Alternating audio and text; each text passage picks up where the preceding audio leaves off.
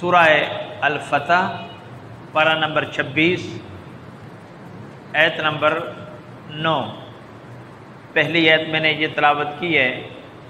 اس میں اللہ جل مجدہ فرماتے ہیں لِتُؤْمِنُوا بِاللَّهِ وَرَسُولِهِ، اے لوگو تم اللہ اور اس کے رسول پر ایمان لاؤ، وَتُعَزِّرُوهُ وَتُوَقِّرُوهُ، اللہ اور اس کے رسول پر ایمان لانے کے بعد جو پہلا کام تم نے کرنا ہے وہ ہے وَتُعَزِّرُوهُ وَتُوَقِّرُوهُ، میرے رسول کی تعظیم اور میرے رسول کی تکریم کرنا ہے، میرے رسول کی تعظیم کرنی ہے۔ یہاں پہ عزروہ وقروہ دونوں لفظ عموماً مترادف بولے جاتے ہیں،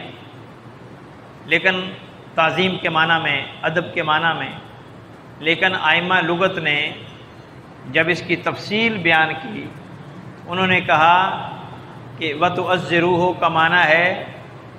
تعظیم کرنا، اور وَتُوَقِّرُوهُ کا معنی ہے حد سے بڑھ کے تعظیم کرنا۔ کائنات میں ہر شخص کی تعظیم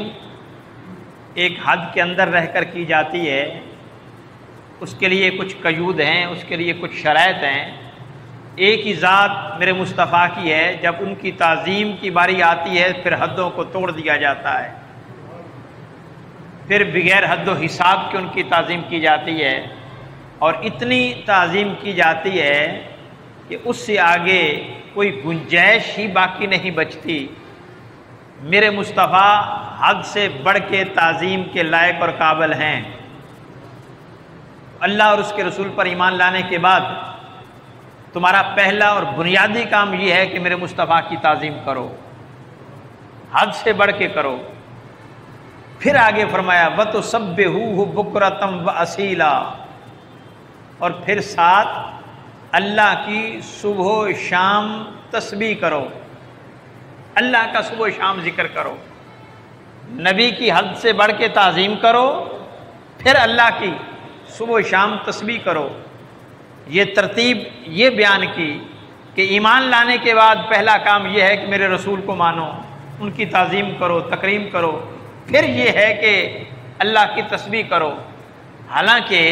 اس کے برعکس ہونا چاہیے تھا کہ خدا کی عبادت پہلے ہوتی، مصطفیٰ کی تعظیم بعد میں ہوتی، لیکن اللہ نے یہ ترتیب نہیں رکھی، اس لیے کہ وہ فرماتا ہے کہ لوگوں میں دیکھنا چاہتا ہوں، میں جاننا چاہتا ہوں کہ جس نبی کے صدقے تمہیں ایمان کی دولت ملی ہے، جس نبی کے صدقے تمہیں عزت ملی ہے، جس نبی کی صدقے تمہیں شان ملی ہے، جس نبی کے صدقے تم ظلمت کی گہرائیوں سے نور کی بلندیوں کی طرف سفر کر رہے ہو، اور جس نبی کے صدقے تم دوزخ کے عمیق گڑھوں سے گرنے سے بچ رہے ہو، میں دیکھنا چاہتا ہوں کہ جس نبی کے تم پر اتنے احسان ہے، کیا اس کی تعظیم اور اس کی تعدیب کرنے کے لیے تیار ہو؟ اگر تو اس کی تعظیم کرو گے، اس کا ادب کرو گے، اس کی معرفت کر رکھو گے، پھر میں اپنی عبادت اپنی بارگاہ میں قبول کروں گا۔ لیکن جو ادب مصطفیٰ کے بغیر میری تسبیح کرے، چاہے صبح کرے، چاہے شام کرے، چاہے دن کو کرے، چاہے رات کرے، اور میں دیکھوں گا اگر میری تعظیم اور میرے تسبیح اور میرے ذکر میں مصطفیٰ کا ادب نہ ہو، میں اپنی تسبیح بھی اپنی بارگاہ میں قبول نہیں کروں گا۔ میں اپنی عبادت اپنی بارگاہ میں قبول تبھی کروں گا جب میرے مصطفیٰ کے ادب سے ہو کر آئے گی۔